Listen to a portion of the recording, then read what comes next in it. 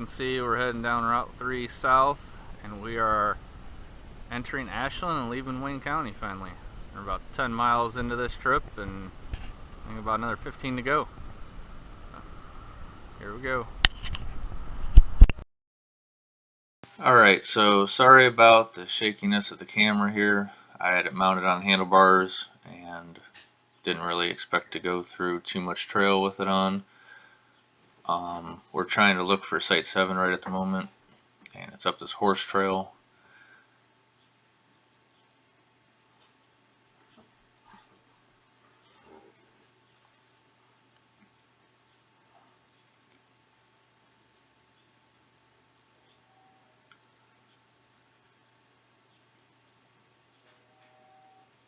Right there, my water bottle just fell off. It was getting pretty bumpy, and my tires were at about 15 pounds of PSI, and that's just way too much for a fat tire bike. So shortly after this, I deflated them down to like 5, or I think right around 9 or 5. I don't know exactly what it was, but I just let a lot of air out of them, and it seemed to work a little better. This hill was pretty rough. We just got through riding about 25 miles to get to this area. My bike was about 50 pounds, so I really didn't make it all the way to the top. Just a little spoiler, I guess. Ended up having to walk the rest of this, but we did not find Site 7. The next day we ended up finding it, which you'll see later in the video here, and it was just at the top of this hill, and you make a right. We were told that there was a Q marker somewhere and you had to turn right, and we never found the marker, so we just kept riding through here. So it ended up kind of sucking, but we ended up finding it the next day, so not that big of a deal.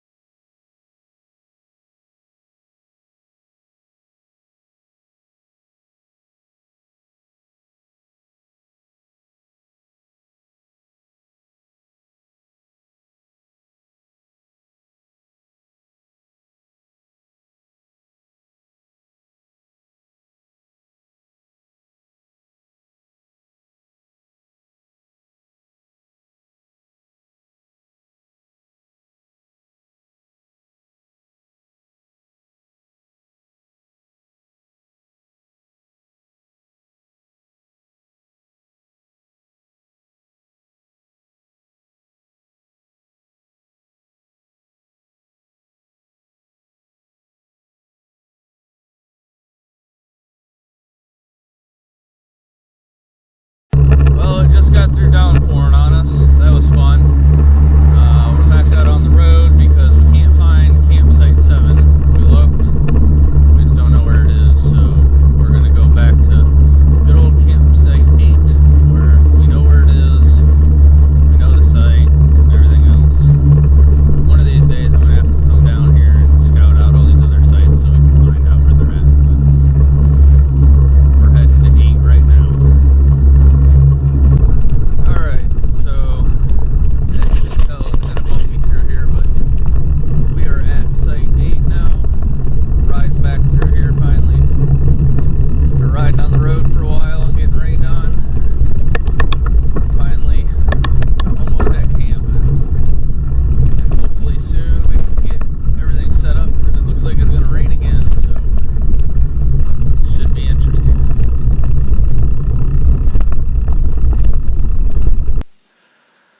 Alright, so we're at camp right now. Sorry I didn't film anything like setting up or anything like that because of the fact that it just started raining on us again, but it stopped. So over here, let me get back a little bit here. Got my tarp set up in between the trees. I got a ridge line on the first, second, and third. Our first, second, third, fourth loop, and then on the fifth loop I dropped it down so it'd give me some cover from there and then still give me enough that way. As you can tell, there's my bike. Everything made it here okay. Everything was dry, even though it did rain on us. So that was good. Over here we got Lee's little two-man tent. That's where he's going to be staying tonight. And of course we're at Mohican, Site 9, and people don't know how to leave their or bring their trash back. So we have bottled water, and of course bottles of drinking beer. Why can't people take stuff back? Oh, and there's a broken bottle of glass right there.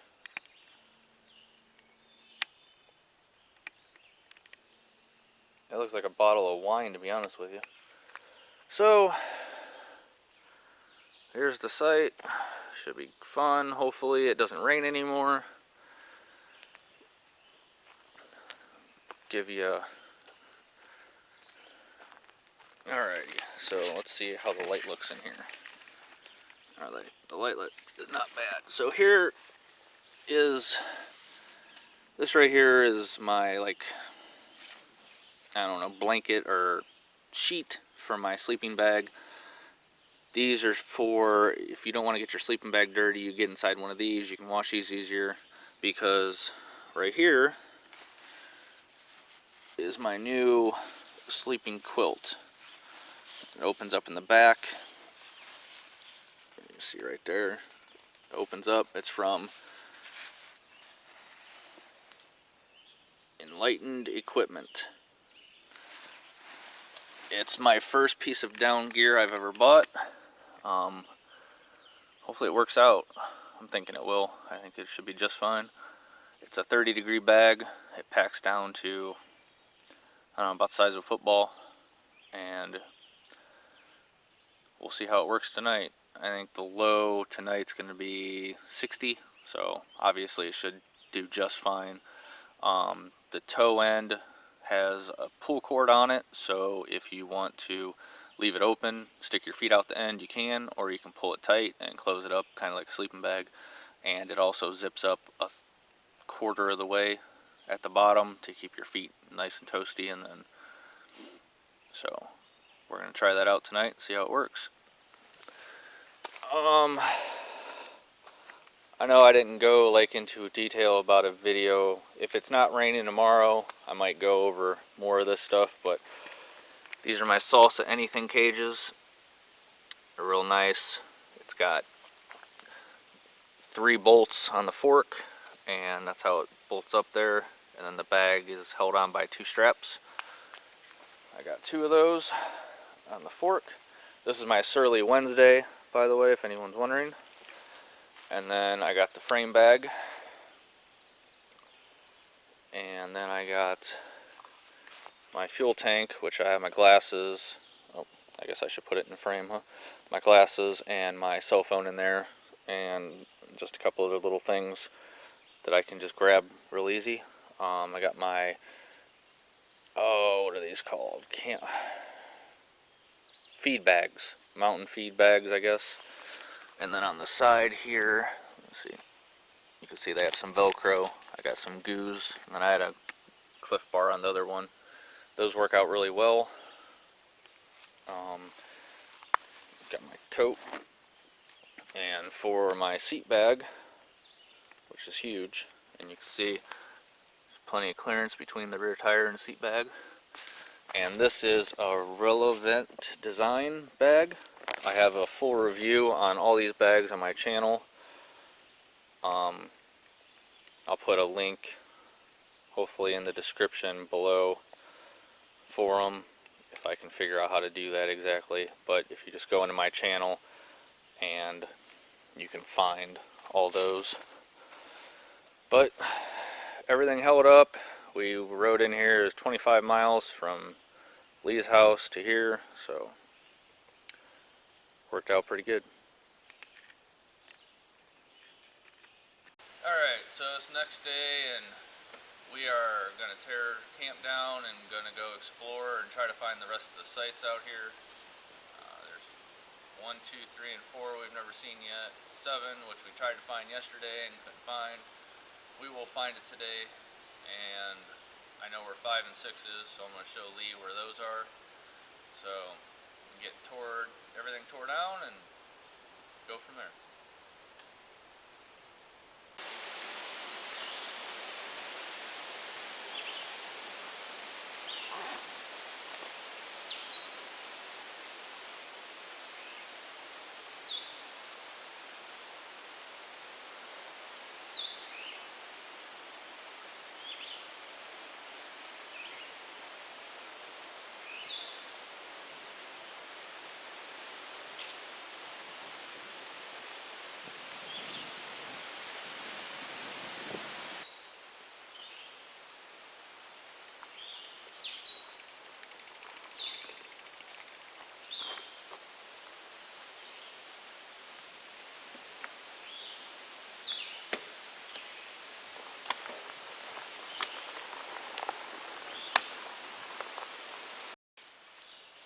Alright, for those of you guys, hold on a second, let's see here.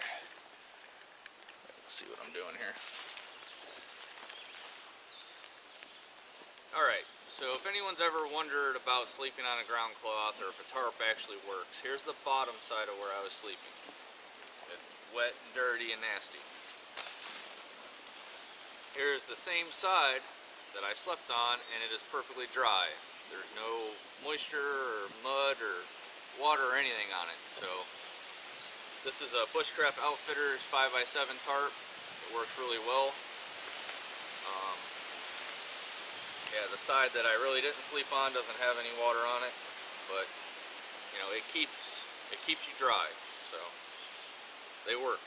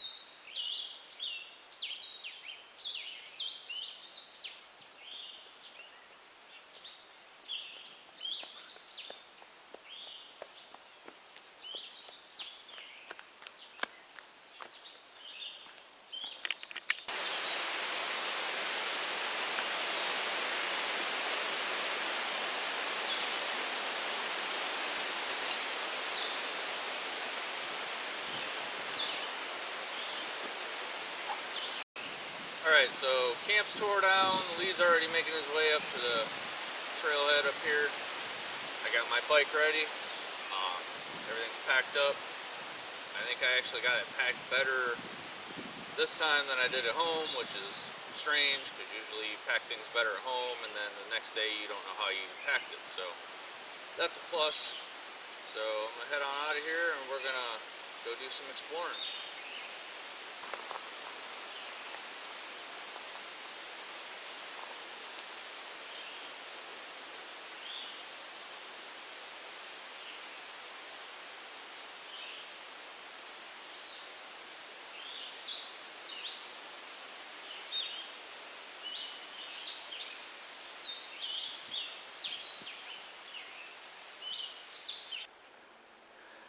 Alright, so you can see the marker for Site 7. And then, let's see if I can zoom in. There's the other marker for Site 7.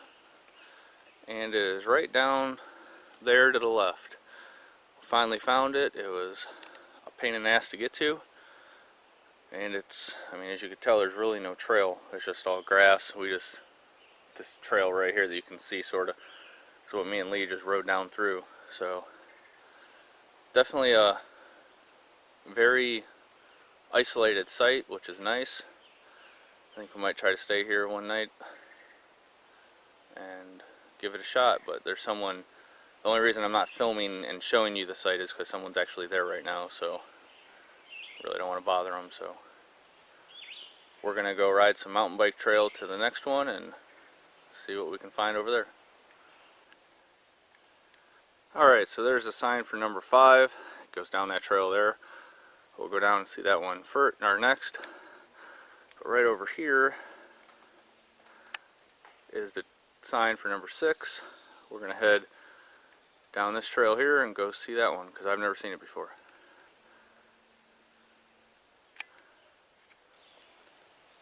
Alright, so here's site 6. You got a decent fire ring and a grate, which is cool. Some really low seating, but you know, there's somewhere to sit. There's not much room to set up a lot. I mean, you can put a tent right here, I guess. There's Lee. And for some reason, somebody left a pair of Converse here. But I don't know if I'd stay at this site or not. I mean, here's the other flat spot. I mean, I guess it wouldn't be bad just for a single tent right here. Kind of right here where our bikes are. But it's not a bad little spot. There's a little hiking trail down through there, it looks like. So we will show you site 5 next. Alright, this is site 5. If you follow my channel, you've already seen me and Shane camped out here that one night. I had my big 4-person tent. Looks like somebody brought a lot of wood to the fire pit here, I guess. I don't know. But this is nice. It has a big log here. Get the sun behind me. A nice fire pit, another log to sit on. Not really the best spot for a tent there, but over there that's not too bad. And then I camped out down here last time, so there's some decent spots to pitch a tent or something like that. There's some horses in the background here.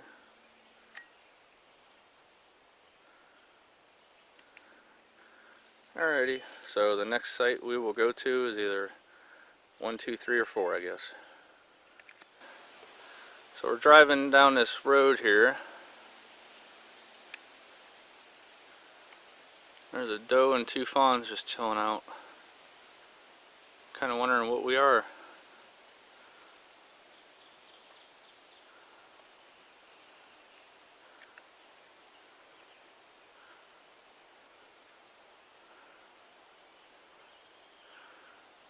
I don't know, how far do you think we are away from them? About 100 feet? Yeah. About a good 100, 200 feet away. See the little babies.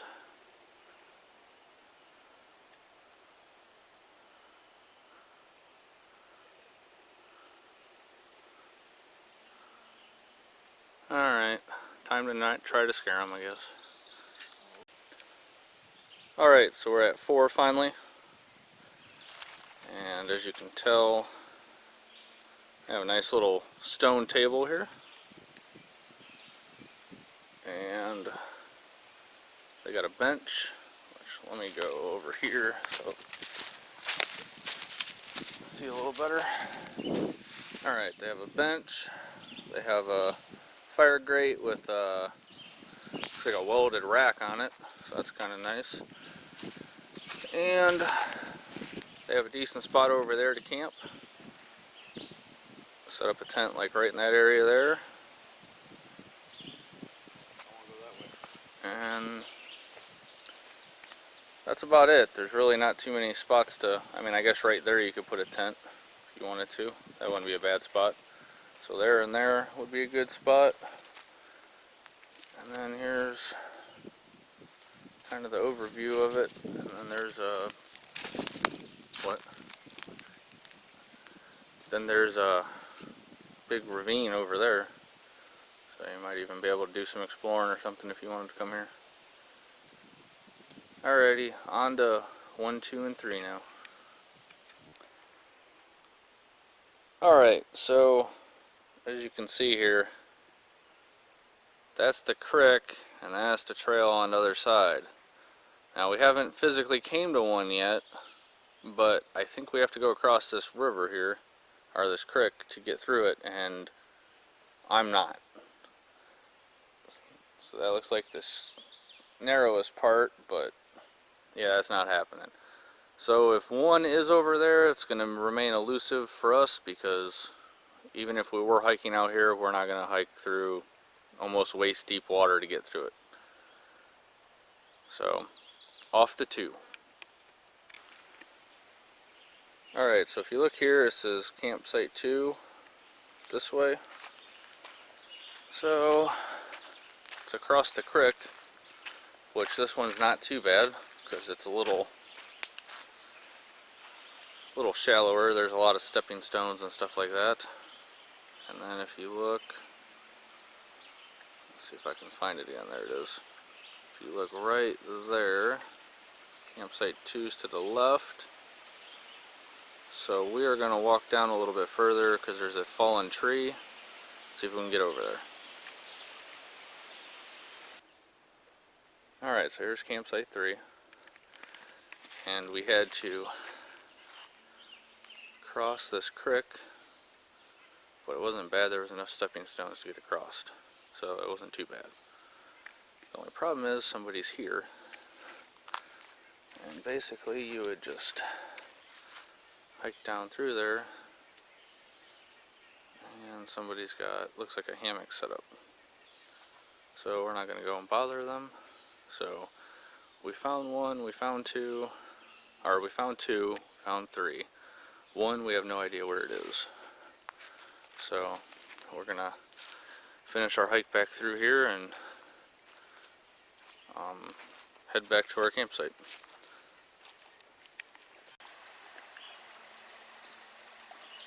Alright, so we came upon this little guy here underneath a piece of shale. Pretty cool looking.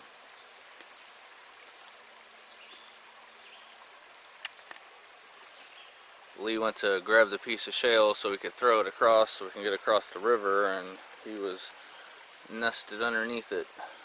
So I think we'll leave him alone. Yeah, let's just lift the shale up and see what happens. Yep, there's no more of them. There was a lot of critters and spiders and stuff in there, but I'm not sure exactly what kind of snake it is. It's got a nice little red or yellow spot around its neck. So if anyone out there is watching this and knows what kind of snake that is, please let me know.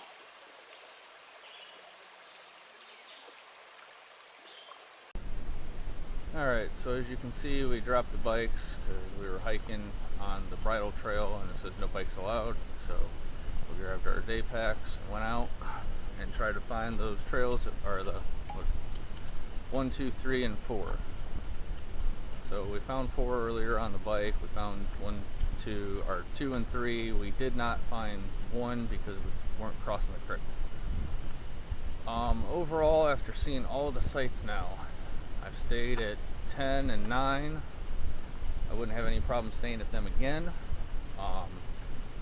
I've stayed at 5, and that wasn't a bad site, but 6 seemed too small. 2 and 3 seemed okay, but you have to cross a creek to get to them, so I don't know if it's worth it. But yeah, I think I'll just stick with site 8 or 9. Sorry, seems like the best site for my needs at least. So if you like this sort of thing, please hit that subscribe button, hit the like button, and until next time, I'll see you guys later.